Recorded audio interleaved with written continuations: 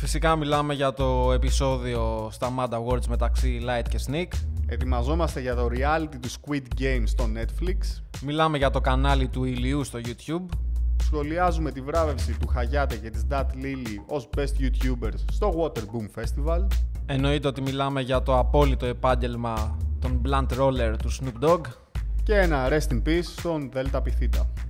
Όλα αυτά στο καινούριο newsletter.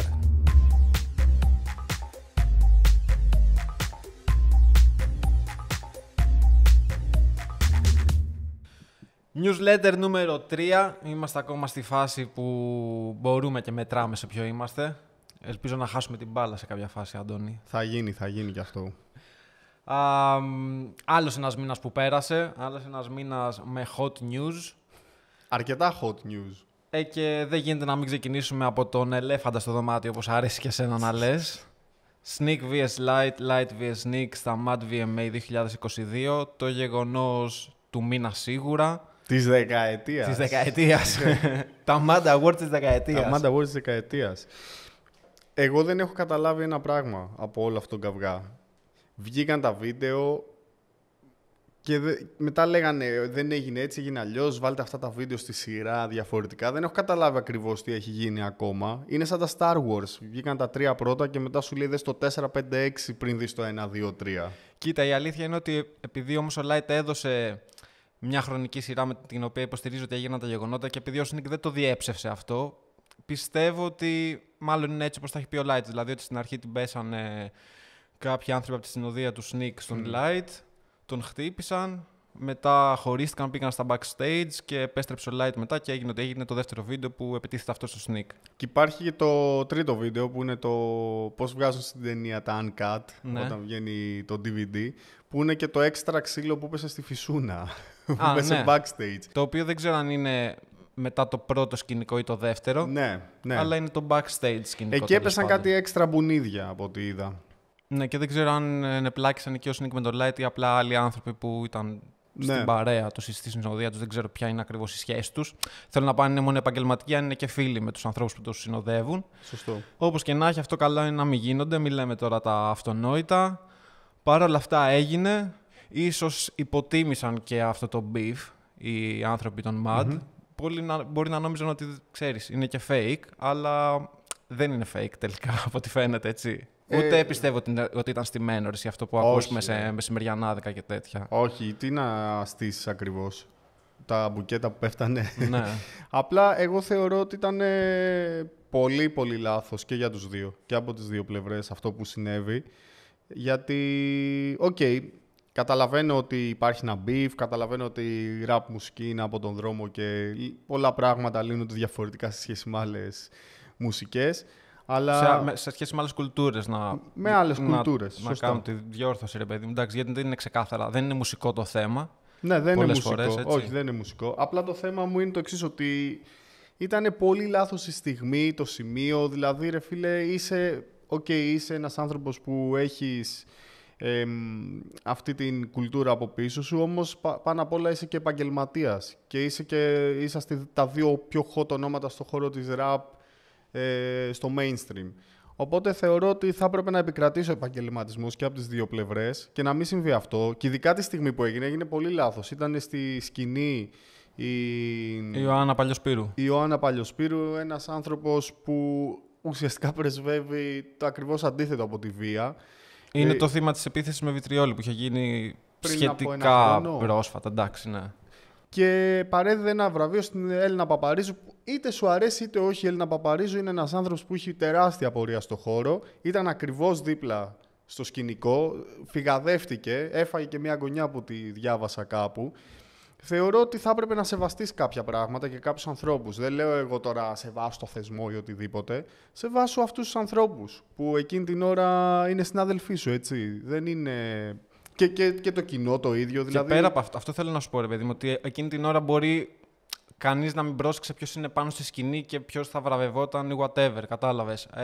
Αλλά εντάξει, ένας σεβασμός προς το κοινό και νομίζω, ελπίζω βασικά η γνώμη προς τα παιδιά της οικογένειας και τα λοιπά των καλλιτεχνών μετά το συγκεκριμένο να ήταν ειλικρινής τουλάχιστον, γιατί νομίζω πάνω απ' όλα αυτοί χαλάστηκαν Συν βέβαια τους διοργανωτές, φίλε, που κακά τα ψέματα τώρα έχει πέσει πολλή δουλειά. Είτε σ' αρέσουν τα μάντι, είτε όχι. Και ας μην πιάσουμε τώρα την κουβέντα, ρε παιδί μου, για τα βραβεία και τα λοιπά, για τις δισκογραφικές, γιατί ξέρεις, πολλά ακούγονται. Δεν θα μπούμε τώρα σε αυτή την κουβέντα. Είναι ένας θεσμός βραβείων όπως πολλοί άλλοι στην Ελλάδα και στον κόσμο. Να πας, έτσι. Που επιλέγεις να πας και στην τελική, εντάξει, είναι μια γιορτή, ξέρεις. Και είναι τελικά ένα τηλεοπτικό προϊόν. Και να σου πω και κάτι άλλο εκεί πέρα. Τώρα που άρχισε να γίνεται το τουρλουμπούκι με μπράβου στον ένα τον άλλο να πέφτει το ένα πάνω, μπορεί να προκαλέσει πανικό σε ένα στάδιο που έχει μέσα χιλιάδες κόσμο και να γίνει πολύ άσχημα πράγματα. Δηλαδή πραγματικά δεν μπορώ να συλλάβω το πόσο ανεύθυνο ήταν αυτό που σίγουρα συνέβη. Θα μπορούσαν να έχουν γίνει πολύ χειρότερα πράγματα. Κάτω έξω, κάτω κάπου αλλού. Δηλαδή είχατε δώσει ραντεβού, δεν έγινε. Πρέπει να γίνει εκεί. Και εγώ σου λέω, σας έβαλε και κοντά. Και... Ναι, δεν είναι δικαιολογία αυτό, τι σίγουρα. Έγινε.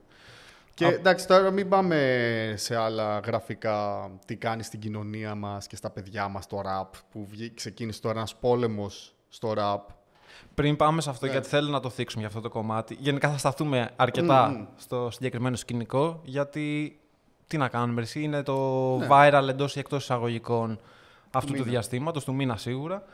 Επίσης, πολύ κακό το γεγονός ότι συνέβη στα MAD, που είναι ένας θεσμός ο οποίος τραβάει τα βλέμματα της δημοσιότητας, ήταν όλα τα κανάλια εκεί. Ναι. Ήταν επόμενο να παίξουν την επόμενη μέρα σε όλες τις πρωινές, μεσημεριανές, απογευματινές, βραδινές εκπομπές. Ό,τι εκπομπή υπάρχει πάνελ τέλος πάντων. Ήταν αναμενόμενο να παιχτούν εκεί τα σκηνικά που έγιναν. Και είναι κακό ρε εσύ, γιατί ξέρεις, προς τα έξω, προς το mainstream κοινό. Λάθος έκφραση, γιατί και στο ευρύτερο ρε παιδί μου, σε αυτούς που δεν ακούνε rap, trap, όπως θέλετε πείτε το. Ήταν κάτι εσύ που αμαυρώνει την εικόνα της κουλτούρας. Που δηλαδή κάποιος ο οποίος είναι έξω από αυτό το παιχνίδι θα πει: πω, ξέρω εγώ, κοίτα τι κάνουν και συμμορίες και whatever. Και είχε πάτημα να το πει αυτή τη φορά. Ναι. Άσχετα αν ισχύει και τι ισχύει από αυτά που υποστηρίζουν στα πάνελς. Υπήρχε πάτημα να την μπουν στη rap μουσική. Και νομίζω ότι έκλεισαν και πολλές πόρτες, όχι μόνο για τους ίδιους, αλλά και για συναδέλφους τους στη rap μουσική. Γιατί φαντάζομαι ότι πολλοί χορηγοί, για παράδειγμα, που θα ήθελαν να επενδύσουν σε κάποιους καλλιτέχνες, θα πούνε για το επόμενο διάστημα, άστο ρε παιδί μου καλύτερα, ας μην μπλέξουμε με ένα ράπερ. Συμβαίνει αυτό. Και όπως είπες και εσύ, ρε παιδί μου, έγινε θέμα, ας πούμε, γραφικό, τι κάνει στα παιδιά μας η rap μουσική και ηθικός πανικός. Το οποίο, εντάξει, είναι γελίο, ρε παιδί μου. Δηλαδή, σκέψου, λες τώρα ότι θα κάνει το παιδί σου γκάνγκστα, ο Sneak και ο Light, αποκλείεται. Δηλαδή, είναι πολύ απλό να πεις τώρα αυτό το πράγμα. Και όπως ξέρεις, έχω πει και με φίλους γενικότερα που το έχω συζητήσει, π.χ. και εγώ έπαιζα Grand Theft Auto μικρός. Και για ώρες. Και για 3 ώρες, ας πούμε, μπορεί να παίζα τη μέρα. Αυτό έχω ξαναπεί, ότι δεν είναι ότι απλά μου έλεγε κάποιος κάποια βιώματα. Ήμουν αυτός ο άνθρωπος για 3 ώρες. Δεν έγινα εγκληματίας. Που σκότωνες για να πάρεις λεφτά, ξέρω εγώ. Σκότωνες τον χυπεραστικό για να πάρεις τα $100 που είχε πάνω. Για να σε κυνηγάει η αστυνομία και να περνάει η ώρα σου, ας πούμε. Το άλλο που έχει πει ένας φίλος μου λέει: και εμείς είδαμε American Pie, δεν γάμισαμε μιλόπιτες. Ναι, ρε φίλε, δεν ξέρω. Είδες τοποθετήσεις από άλλους ράπερ? Είδα του Fly Low, ας πούμε, που τοποθετήθηκε στο θέμα. Ο Τάκι Τσάν τοποθετήθηκε. Ο Τάκι Τσάν τοποθετήθηκε πάρα πολύ σοφά πάνω στο θέμα. Ήθελα να καταλήξω εκεί, δηλαδή να είναι το conclusion αυτής της ιστορίας. Όσα είπε ο Τάκι Τσάν, ο οποίος απέκτησε και το τρίτο του παιδί, να το ζήσει. Ναι, έδωσε μια ωραία έτσι. Είπε μια ωραία ιστορία ο Τάκης, ρε παιδί μου, ότι κάποτε, ξέρω εγώ, σε ένα νησί ήταν ένας ρινόκερος και ένας ελέφαντας. Πήρε φόρα ο ρινόκερος από τη μία μεριά του νησιού και τρέχει μέχρι την άλλη μεριά και έπεσε πάνω στον ελέφαντα και μετά και οι δύο μαζί πεθάνανε. Και αυτό που ποτάξει, ρε παιδί μου, σαν νόημα αυτής της ιστορίας είναι ότι αν οι δυνατοί ενωθούν μπορούν να τους κερδίσουν όλοι. Άμα βρεθούν ένας απέναντι στον άλλον, σε κάποια φάση θα τελειώσουν και δύο. Που ήταν πολύ σοφό αυτό, έτσι, άμα το καλοσκεφτείς. Τοποθετήσεις που λες δεν είδα τόσο πολύ από rappers όσο από καλλιτέχνες άλλου ρεπερτορίου τύπου λαϊκού, pop, whatever και μεγαλύτερων ηλικιών που ρε εσύ ξέρεις τι ήταν αυτό, ότι για άλλη μια φορά, ας πούμε, ξεσκουνάνε το δάχτυλο απέναντι στα παιδιά, απέναντι στους trappers, απέναντι στους μπράβους, wow, ξέρω εγώ, και συμμορίες και ναρκωτικά που στα μπουζούκια δεν τα έχουμε δει ποτέ αυτά. Αυτό ήθελα να πω, ρε φίλε. Εντάξει. Δηλαδή, έλεος. Ρε εσύ, δηλαδή, να σου πω κάτι, pop stars, ας πούμε, μεγάλοι, στα Zeros και τα λοιπά, κυκλοφορούσαν πάντα με μπράβους αρχικά. Πάντα και παντού. Στα μπουζούκια για να μπεις πρέπει να περάσεις από μπράβους. Ακριβώς. Μην πεις ότι στα νυχτερινά κέντρα διασκέδασης κάθε είδους δεν κυκλοφορούν ναρκωτικά μέσα. Δηλαδή αυτό τώρα μην το Μην πάμε, το τρέβελαν πηγαίνουμε στο όμως. άλλο άκρο. Και εσύ. συγγνώμη, δεν έχουν συλληφθεί με ναρκωτικά και όπλα λαϊκοί τραγουδιστές. Δεν είναι ότι τα έφερε η τράπ αυτά. Ένα έτσι. παράδειγμα πρόσφατο, νομίζω, που είχαμε πέρσι, πότε ήτανε. Ναι, καλά, πολλά μου έρχονται στο Ο αετός μυαλό. πεθαίνει στον αέρα. Όχι, αλλού πήγε το μυαλό εμένα, αλλά ναι, καταλαβαίνεις, είναι πολλά τα βλέπεις. παραδείγματα. Εντάξει. Ναι. Και για να το κλείσουμε, δεν ξέρω αν θες να πεις και εσύ κάτι άλλο. Εγώ απλά έχω να προσθέσω σαν πληροφορία ότι υπάρχει ήδη και μια επίσημη πρόταση από τη διοργάνωση Cage Survivor για να παίξουν MMA ο Light με το Sneak. Δεν είναι ξεκαθάρισμα λογαριασμών αυτά τα αθλήματα, έστω Ναι. και αν έχουν μέσα στοιχεία βίας για όσο διαρκεί ο αγώνας. Εντάξει, Απλά δεν είναι αυτή η ναι. λογική. Δηλαδή, Είναι μια μόδα που ξεκίνησε έτσι από την Αμερική και την Αγγλία, που ξέρεις, βγαίνανε YouTubers, παίζανε. Έχεις τον Jake Paul που το πήγε αλλού και ο Logan Paul, ας πούμε.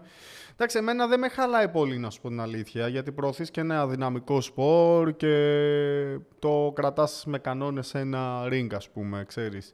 Και τελειώνει εκεί. Και κάποιοι άνθρωποι κερδίζουν και χρήματα από αυτό που θα δουλέψουν σε αυτήν την παραγωγή. Κατάλαβες. Μέχρι εκεί και Πριν από λίγες μέρες είχαμε και μία ανακοίνωση από το Netflix, το Squid Game The Challenge, που είναι ένα reality.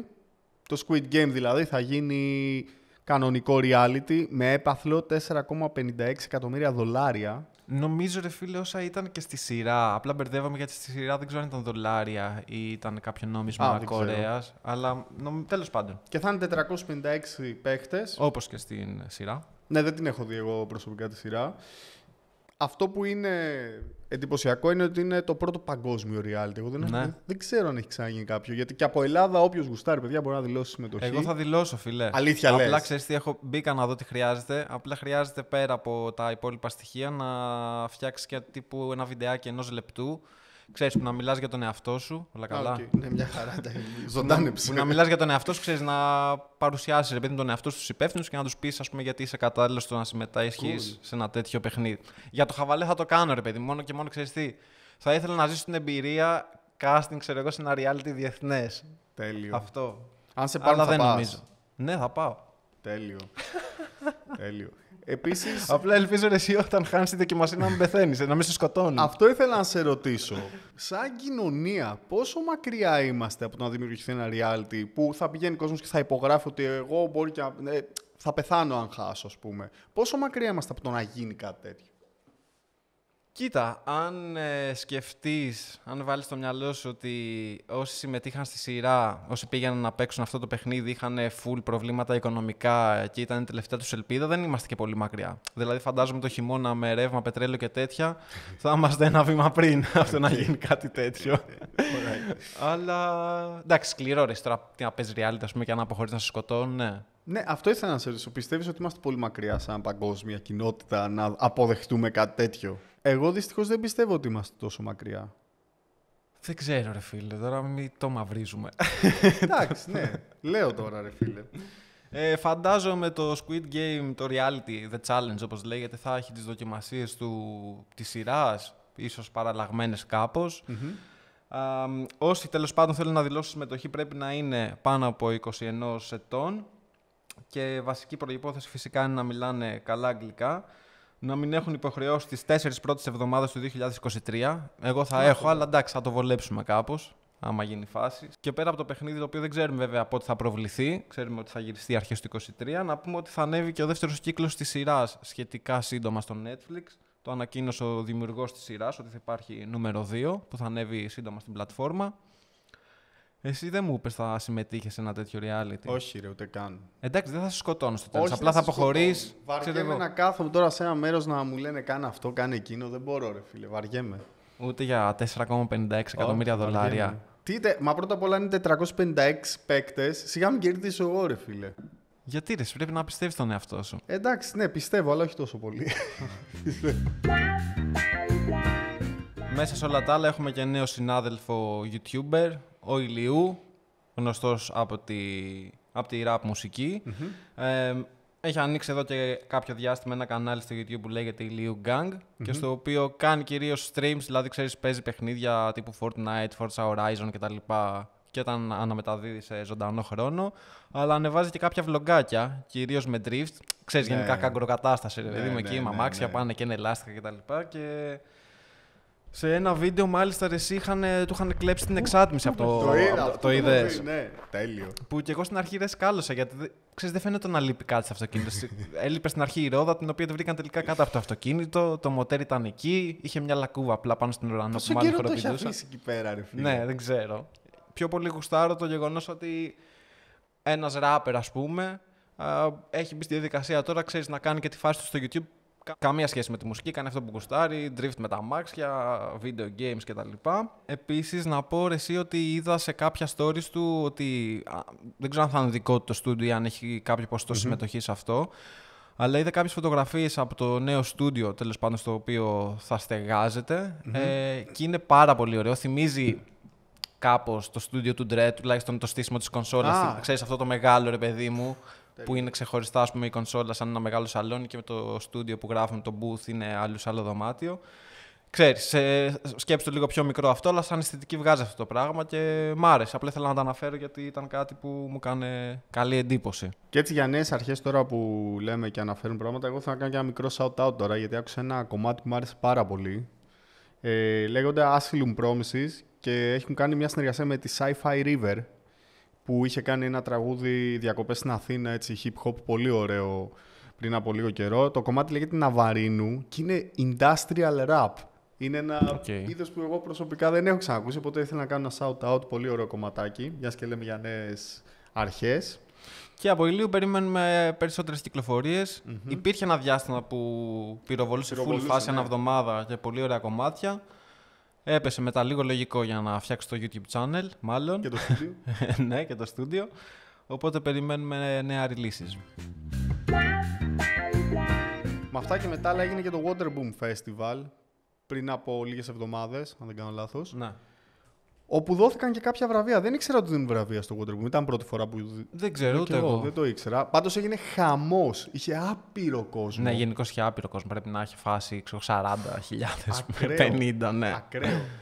Όπου συνέβησαν διάφορα πράγματα. Εγώ είδα μια πρόταση γάμου που έκανε και ο Κοψιάλης στην κοπέλα του. Εγώ νόμιζα ότι είχαν παντρευτεί. Κι εγώ, αλλά οκ. Τέλος πάντων. Και δόθηκαν και τα βραβεία που είπαμε για το YouTube. Δεν ξέρω αν δόθηκαν και άλλα βραβεία γενικότερα. Εγώ έμαθα, ρε παιδί μου, και είδα από βιντεάκια για 2 βραβεία σχετικά με YouTube. Best Male YouTuber ο Χαγιάτε. Ναι.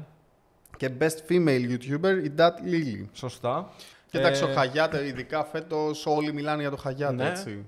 Εγώ επίσης να πω ότι φέτος παρακολούθησα έτσι λίγο πιο εντατικά και την Dat Lily και μου αρέσει το περιεχόμενό της. Αρχικά να πω ότι είναι από τις λίγες και λίγους YouTuber που έχει κρατήσει ακόμα το vlog και το κάνει καλά, ξέρεις, και το βλέπεις χωρίς να βαριέσαι. Απευθύνουμε ανοιχτή πρόσκληση. Ναι, εννοείται. Και επίσημα θα γίνει κάποια στιγμή. Τέλεια. Όπως επίσημα θα γίνει και στον Χαγιάτε. Ναι, εννοείται, παιδιά, και οι δύο ανοιχτή πρόταση. Ηλία, ρίχτε όποιος θέλει. Ο Χαγιάτε, εσύ άσχετα, δεν θα κρίνω το περιεχόμενο που κάνει, γιατί ο καθένας μπορεί να κάνει ό,τι θέλει. Σίγουρα έχει τρελή επιτυχία αυτό που κάνει. Και θα ήθελα πάρα πολύ κάποια στιγμή εσύ να έρθει, ας πούμε, σε ένα Ηλία Ρίχτο και να μας εξηγήσει το σκεπτικό του. Έχω πολλές απορίες. Και εγώ έχω πάρα πολλές απορίες, ας πούμε, και πώς το κάνει αυτό το πράγμα. Οπότε. Ναι, και τους δύο θα τους θέλαμε για μια συζήτηση. Και μιας και μιλάμε για YouTubers, να πούμε και ένα ευχαριστώ Ζωέ Πρέ και Κονίλο που μας ανέφεραν και για το ναι, εννοείται. Shout out.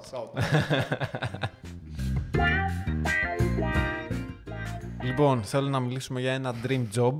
Okay. Την απόλυτη επαγγελματική απασχόληση που υπάρχει αυτή τη στιγμή στον πλανήτη. Είναι ένας υπάλληλος του Snoop Dogg, ο οποίος τους τρίβει τους μπάφους.